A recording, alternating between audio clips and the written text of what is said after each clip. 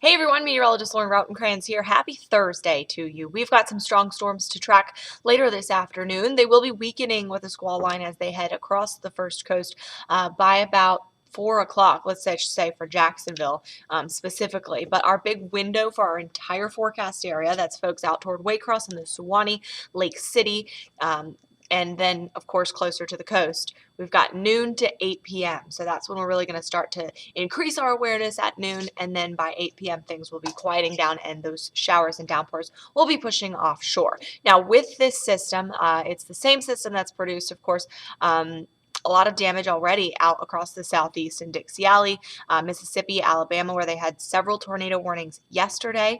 Now, it definitely has lost a lot of its punch, right? Especially because we're not as close to that area of low pressure.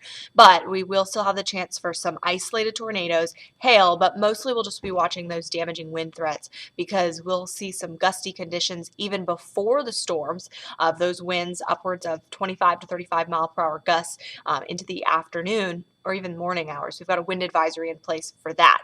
Temperature-wise, lower to middle 80s ahead of the rain that's going to move in.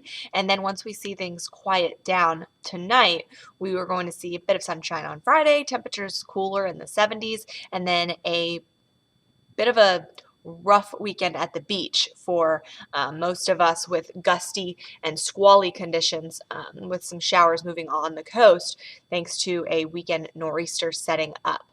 So we'll continue to track things here as far as the progress of that storm line today. But again, noon to 8 o'clock looks to be the 8-hour window that we'll be seeing it really as far as us in the weather center watching it across our entire area. But if you're specifically in the Jacksonville area, I would say 3 to 5 is that 2-hour window, and maybe 3 to 6 if we want to kind of extend it out a little bit farther for people in northern St. John's and eastern Clay County as well. So again, we've got all the latest and all the details, of course, on Good Morning Jacksonville from 4:30 to 7 a.m. and then also on firstcoastnews.com/weather.